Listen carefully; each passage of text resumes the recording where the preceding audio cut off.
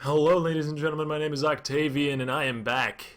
It has been a long time, as multiple people have mentioned to me on Twitter, which I apologize for. I did go on a very long distance move, about halfway across the country, and I live in the United States, so it's one of them big countries, not one of the tiny little ones that you have over there across the ocean.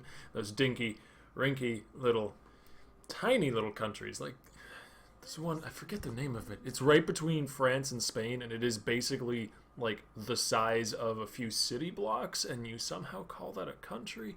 But I don't know. I don't want to sound insensitive, which I've probably already done, but I don't want to further sound insensitive. No need to dig my grave of sensitivity any deeper. Yeah, I do apologize for the long break that I've been on, but I am back.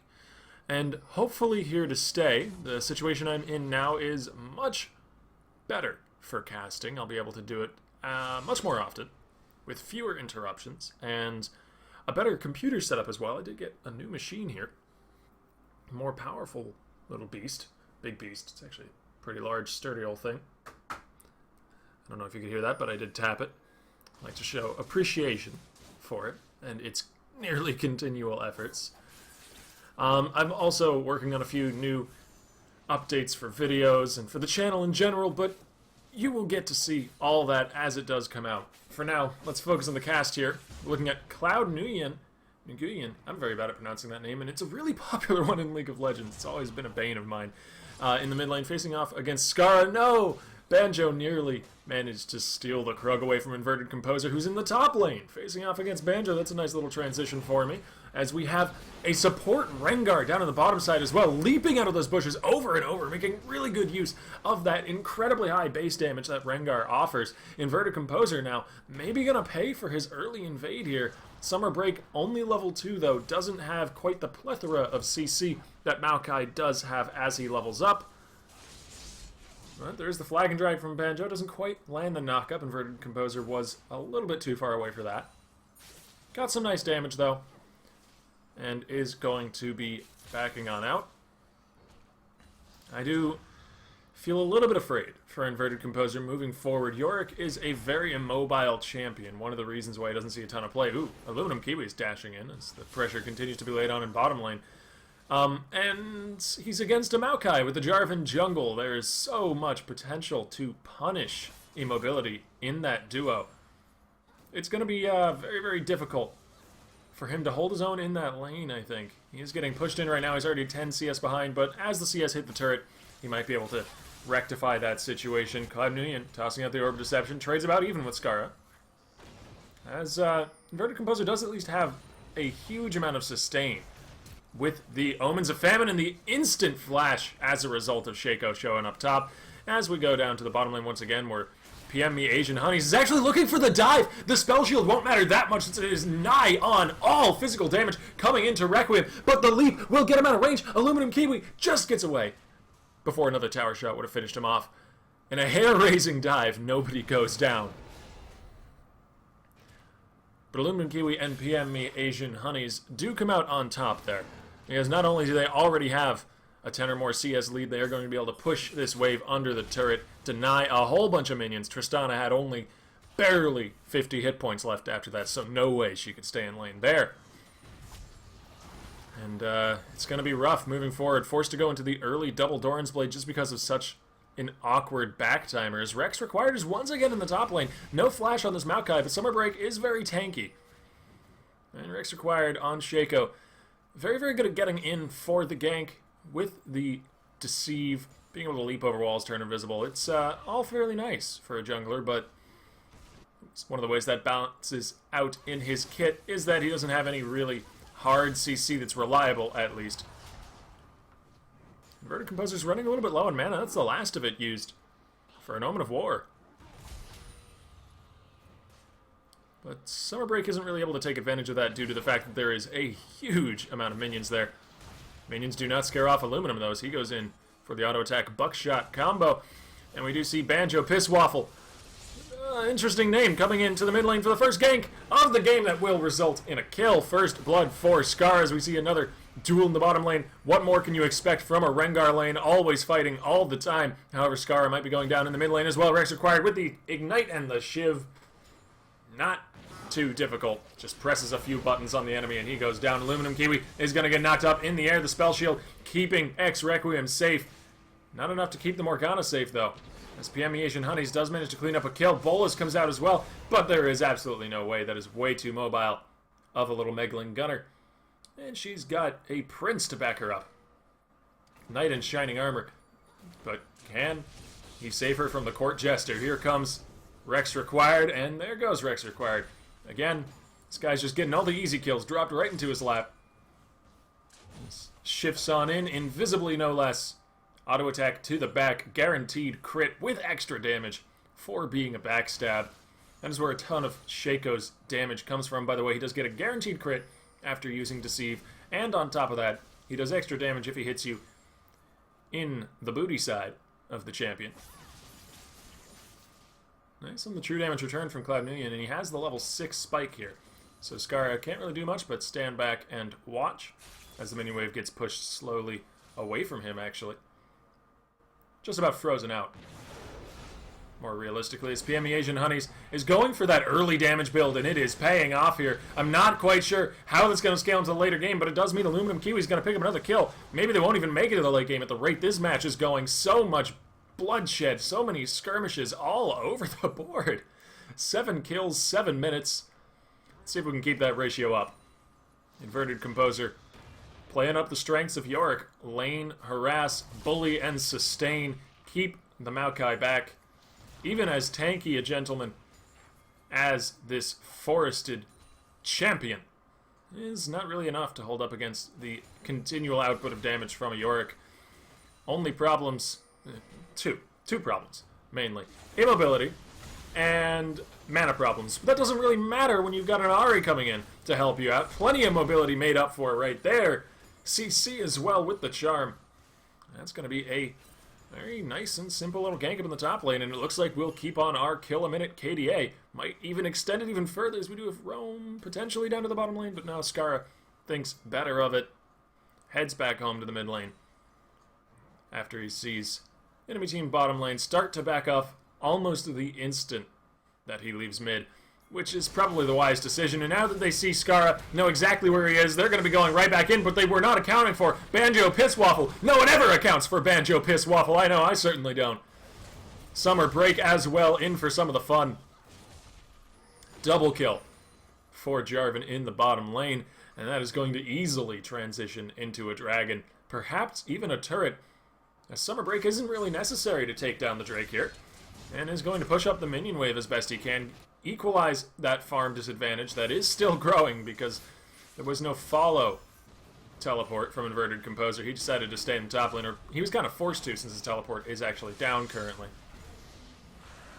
And so he managed to at least get a 20 CS lead over Maokai, punish him somewhat for that roam. But Maokai got the assist, they got the dragon, they didn't quite get the turret. Maokai, despite being good at pushing down a wave, he does have a lot of AoE to his name. Taking the actual turret once he gets to it is not his forte. Oh, Rex Crowd comes over the wall. There's no invisibility underneath the turret, but that might not matter. Shunpo does keep Scarra safe. This Banjo Pisswaffle is now coming in for a gank of his own. Knock up onto Rex required. He is spell immune. There is no stopping this Jarvan. However, he can still deceive back the other direction. Cloud Nuyen goes down, but Rex required gets out, perhaps with his life. He's still stuck in enemy territory here if you look at the minimap. As we swap up to top lane, where Inverted Composer and Summer Break are having the wettest of noodle fights. No, Summer Break is actually turning on the gas here. He's going in with the Maokai ulti. Inverted Composer is not winning these trades. He does have some regeneration. The Hex Drinker gets popped, but he was just waiting on his Shaco to show up. Come on, Inverted Composer. He flashes under the turret. He gets the extra sustain, and he even survives the turret shot. PM Asian Honeys now with the support Rengar roam. I would just like to say that again, for those of you in the audience who thought that I was crazy for a moment. Support Rengar roam. It actually did happen. He went to the mid lane and he got a kill, but Aluminum Kiwi now, I should get to talking about this. In the 1v1 with X-Requiem, does come out on top, even though he doesn't get the kill. He pushes X Requiem away. He shows him who's boss. That pickaxe playing much more of a role than the Avarice Blade is in the 1v1 between the 80 carries, but it is no longer a 1v1. There is Morgana here, Palador, looking to make his name known as Requiem goes aggressive once again. The rocket jump does not connect, which means there is no explosion on the bomb until much later. Burst damage didn't quite come through as quickly as he wanted. Nice charm onto Scarra. Too bad Orb of Deception had just been used to clear the minion wave, so it wasn't even there to follow up. Some damage perhaps missed. That's alright. The CS lead is still growing in mid lane, and Cloud Nuyen now, he might be able to make up for it, but he landed the charm onto the minion. Scarra's going to take that as a signal to go, but it might not have been. Cloud Nuyen still gets the kill, despite charming the very much wrong target. Inverted Composer now in another 1v1 with Summer Break, this time not nearly as even. Summer Break chunked to half health, whereas Inverted Composer barely even feels a tickle. Rex required, stuck in a Cataclysm, but he still comes out ahead on that trade. Shaco ulti is not a very long cooldown. He used it quite nicely there. I think he dodged out from the Cataclysm damage. You do get a moment of invulnerability. Or less invulnerability, more untargetability. You kind of just disappear, like what Fizz does when he goes up on his staff, and you become completely invulnerable for like a quarter of a second. It's very difficult to use, but a good Shaco player will know how to use it, and know how to use it fairly consistently as well. It's always the same animation, even if it's one that's very, very quick.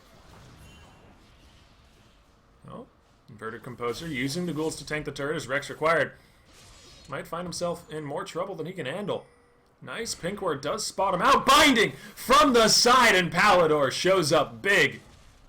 Picking up a kill for Scarra, which is exactly where they need this gold. He does have two others, so he's 3-0 currently. But the fallback plan for Red Team this game is going to be team fighting. They've got a good amount of AoE. They've got some decent engage as well. But they're being outclassed in most of their lanes, as you saw down there in the bottom lane. Graves can still, of course, 1v1 the Tristana, because Graves with the BF Sword and a Pickaxe just does so much more than a Tristana with a Pickaxe and an Avarice Blade. And Aluminum Kiwi feeling safe despite the 1v2. However, Palador turns around with the Dark Binding, the ulti, and the Ignite, and he's just going to go in for the kill himself, X Requiem. There just to take the last little bit of credit and pick up the purse of gold. But they might be in some trouble. There is a Rengar coming down. And this is a Rengar with a Relic Shield, but then some damage as well. Flashes over the wall, but no longer has the leap available. His ulti just ended, but he's getting those 5 stacks of Ferocity, and he's going to turn to X Requiem with them. He has burnt them already on the queue. He is committed to this, but it looks like it was the right choice. PM me, Asian honeys. We'll pick up another kill. 3-2-2. And I think since about 8 minutes into this game, this is the first time we've seen him in bottom lane. This guy has been roaming all over the place. And it looks like bottom lane is going to be his grave for now. Another nice Dark Binding from Palador, who didn't really play up the laning phase very much, but has been landing some good skill shots in the last few minutes, making up for the discrepancy earlier on. We're going to have to see if it will be enough so that they can pull out a victory moving forward. As we do have still more than a kill a minute on the board here in this game. This is a very, very high-octane game, especially for a game up in Masters tier, which is, I believe, where I pulled this particular one from. I know, the name of the series is Challenger Casts, but sometimes you get interesting games just below the best as X Requiem. This guy is opting into trades that he simply isn't winning. I'm not entirely sure why. He's been basically zoning himself out of CS by putting himself at a lower health total than Graves at a dangerous point, and then not being able to farm because of that. Because Aluminum Kiwi can just do this, force the ulti out. Here comes Banjo Pisswaffle from the side, nicely dodged on the empowered Bola. Aluminum Kiwi is using the bush to his best efforts to try and stay hidden, but Banjo Pisswaffle will just say, I'll just kill your kitty instead. Requiem, you are ignited. There is no getting out of that, but at least you can be avenged by Jarvan. Cloud Nuyen still wants this, though. He's going to flash into the charm, but all charges of Foxfire went to the minions. It doesn't matter.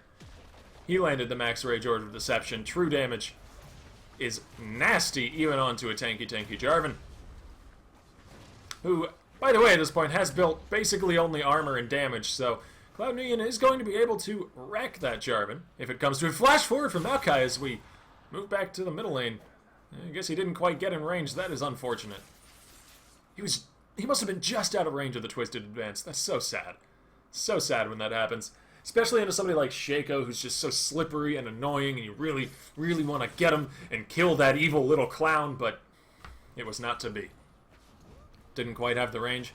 Even burning Flash to try and make it there. As Inverted Composer now sending his pushing efforts to the mid lane. This guy, nobody can really deal with this Yorick. Scarra certainly cannot. He's getting zoned off from this minion wave over and over again.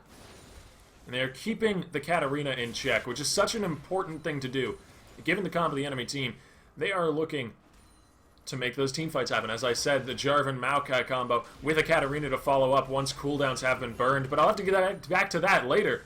Aluminum Kiwi might be going down here. Flash for the EQ and the Chilling Smite instantly bursted out. PM Asian Honey, he gets denied mid-air. Beautiful buster shot from Requiem. That takes some reflexes. Cloud Nuyen now going under the turret, trying to continue the deny onto Scarra. Even if he doesn't get this kill, it is perfectly worth it. Because that is a cannon that just died. That is a huge minion wave that's going to go down, and Summer Break really can't do anything about this. No, maybe with Banjo Pisswaffle coming in from the side.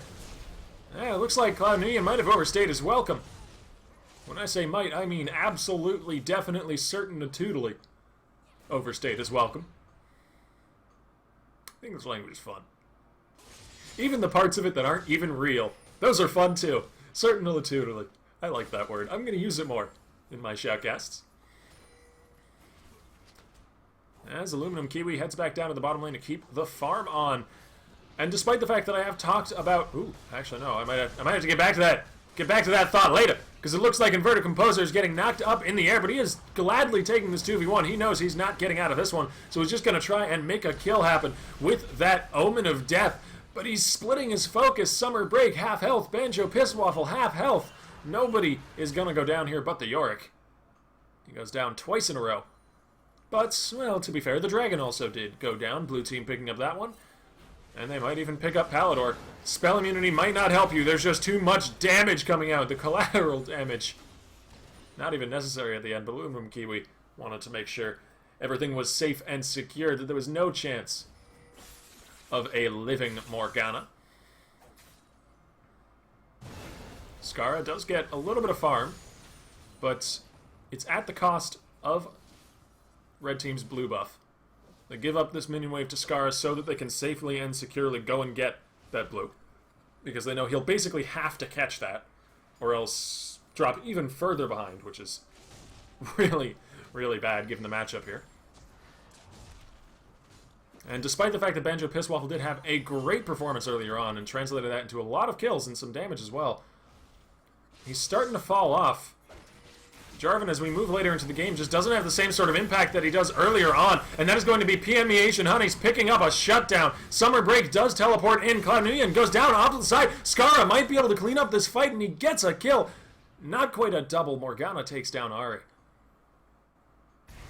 But an overextension to try and punish what appeared to be an overextending Jarvan actually got very neatly collapsed upon by Red Team. And if there's one thing that their comp is good at, it is these jungle skirmishes, this collapsing onto an overextension. As I said, all of that AoE CC, all of that protection for a Katarina to just go right in and mop up the floor. That is what they have to watch out for. The Zhonya's Hourglass completed for Scarra. That is a big power spike here, especially considering how much AD there is in the enemy team. Black Cleaver completed first by Inverted Composer while we're talking about items, by the way.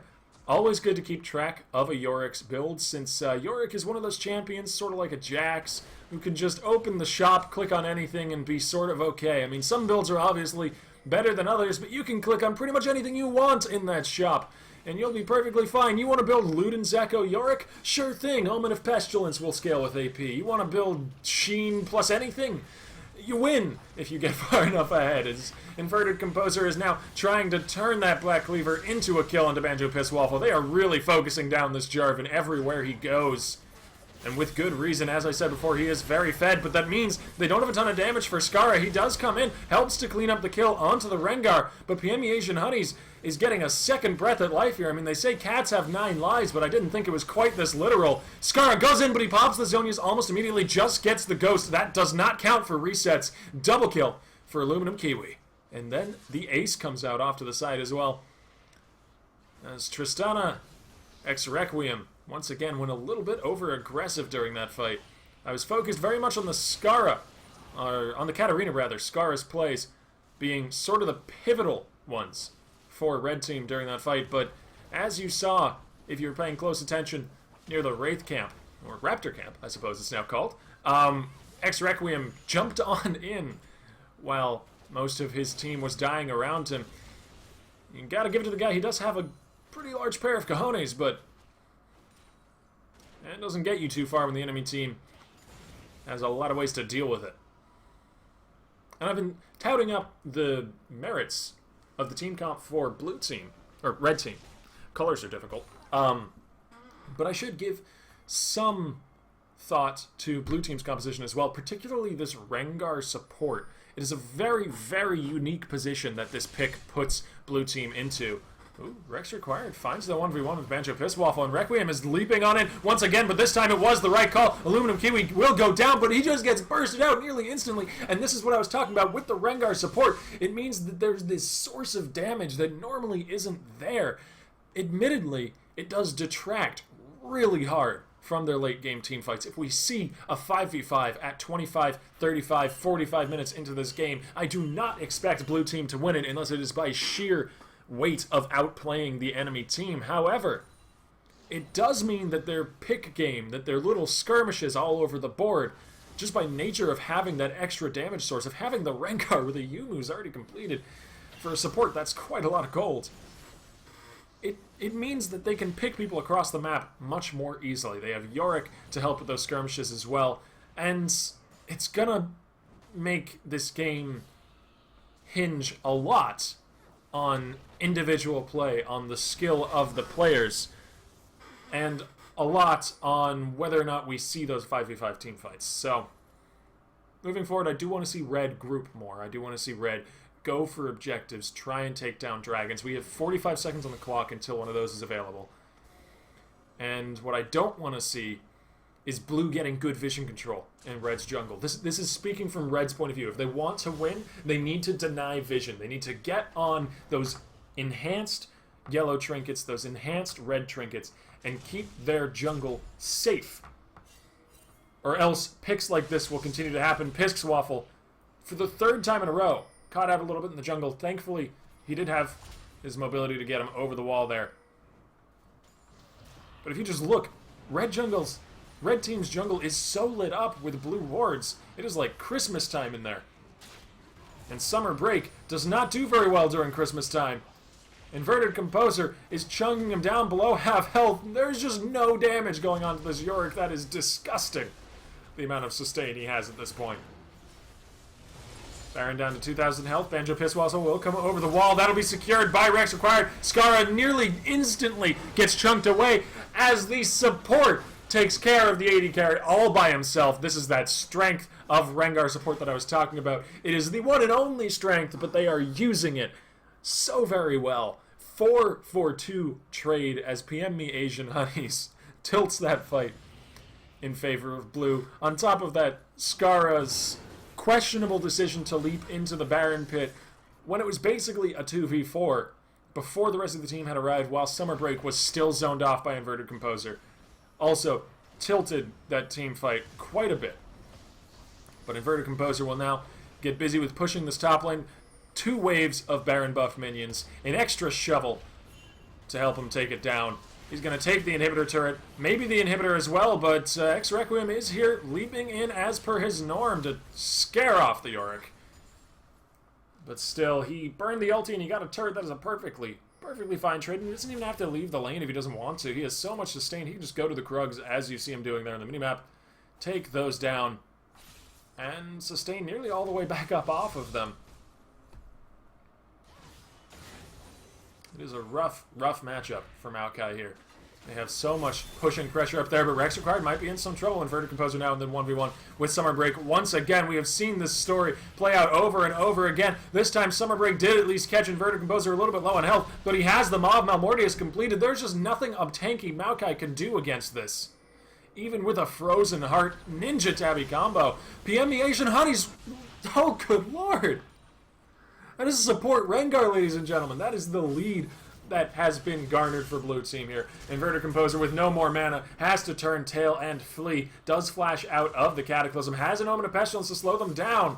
Might be enough. Scarra not in range for the E, but then again, he is as soon as Jarvan gives him the leap. Shut down for Scarra will help out quite a bit, but X-Requiem's going down in the mid lane count. That was an interesting flash, as Cloud Union still did have 2 charges left on Spirit Rush, but sometimes you panic. Sometimes you panic and you burn Flash, even when it's not going to do you any good. As Aluminum Kiwi and Cloud Union look to push a little bit, but Banjo Pisswaffle is back from his trek to the top lane, and he's here in the mid. Doesn't look like it'll be enough to save Summer Break. No, not even the Spell Shield. Aluminum Kiwi. Bullets are not magic.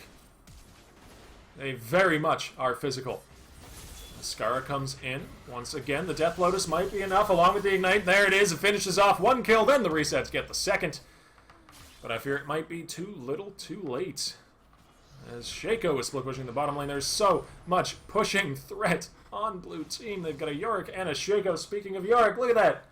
He's got the ghouls to help him out. Nobody can stop this man, but maybe 3 somebodies can. Inverted Composer is just going to focus right in onto the inhibitor. No, actually, turns into Requiem. Good lord, the crit! The crit is huge! Where did he get that from? He doesn't have any crit built in his inventory. I swear I saw a critical hit there. Maybe he has 1% runes. That on top of the Man Immune activated. He gets the kill into Requiem before going down, gets the inhibitor as well, and then the inhibitor turret falls in the bottom lane. They are trapped, just suffocating beneath all this pressure that blue team is laying about left and right all over the map. Mid lane, bottom lane, top lane, it doesn't matter. Banjo Pisswaffle does manage to steal away a cheeky little wolf with the flag there. But he has fallen a far, far way since his exploits of the laning phase.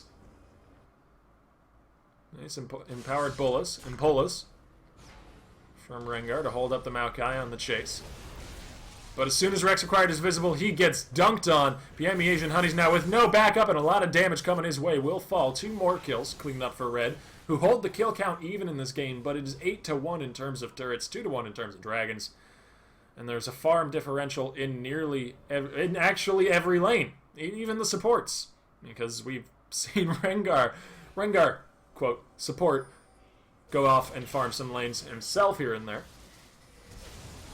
Cloud Union does get flashed onto. Very nice flash!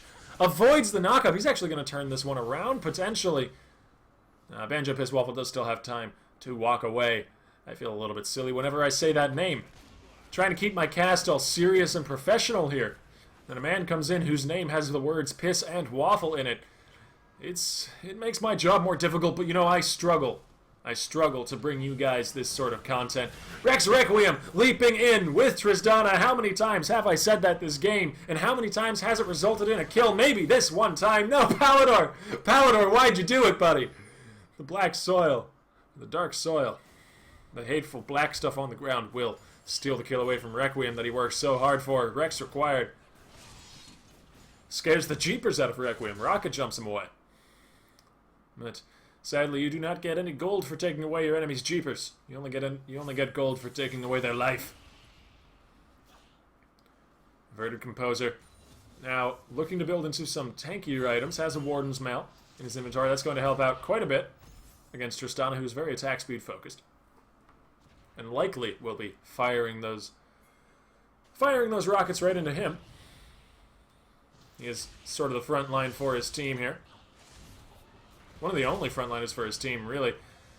The rest of the team is a bunch of assassins and damage dealers and split pushers. They do not have a good team fighting comp, but they've managed to avoid team comps at nearly every turn here, putting great pressure on the side lanes, getting inhibitors, getting inhibitor turrets, and all the while dancing around this Wombo combo team comp from the other side, to the point where it might even be feasible for them to take a team fight just because they are so far ahead numerically. So much gold, so much stat on their side. So very much stat. Reminded myself, edited a picture of a doge during that. As Summer Break comes in from the side, they really need to force this fight here. They need to, and they do. Go right on in with the Righteous Glory. Here comes the EQ. Banjo Pisswaffle is trying to make this happen. This is basically their last chance to get a fight, and it's already going south. Summer Break will fall. PME Asian Honeys will go down in turn, but Scarra, there are so many cooldowns still available from the other side. He gets another kill. He kills the AD carry. He manages to shift away, but he dies to the Ignite. Inverted Composer now, with plenty of backup, is going to simply ignore the enemy AD carry while taking his base. They've got a super minion pushing in onto the top lane, tanking those turrets. However, he does get hit by the binding. It's a lot of damage onto him, but he is so very scary at this point. Tristana can't even go anywhere near them. X-Requiem might be leaping in again. If he does choose to follow his MO, yes he is! He's leaping in onto Cloud Nuyen with the burst. He brings down the kill. A crit in there for good measure. Half of his health goes away to a few well-placed ghouls from Inverted Composer, so he's not able to keep up with the chase. And this guy is just a rock. They cannot budge him. He does manage to take the turret, but then he goes down. Immediately he has his ult passive. He's going to get some damage onto the Nexus, but I doubt they'll let him take it down. And we'll have to wait a few more minutes for this game to end, but I don't expect it to take much longer than that. Blue team has this one in the hand right now. So many kills, so much death. So many people have died so many times in this game. This is one of the most hectic, high-tier games I have ever casted. And partially because of my lack of casting in the last few weeks. My throat is starting to go a little bit off. One moment, just need a drink of water. Pardon me. Sorry about that. How unprofessional of me. However, here comes in PME Asian Honey's Palador is gonna get leapt on as he just turns his sights to Scarra. However, they are turning this one around. They picked a fight a little bit too close to the base, but Inverted Composer, he teleported in. He doesn't have any fear. He's just gonna end the game with his army of ghouls alongside Double Shovel Madness. There is very little that they can do to stop this guy. Summer Break alone is certainly not enough. Inverted Composer, I'm not even gonna call that an expectate. He just... There was barely even a back door. He just kind of was there. Anyways, at the end of the day, blue team does pick up the win. Red team gives up the game, and I'm glad to be back. Thank you guys for watching. I'll see you all next time.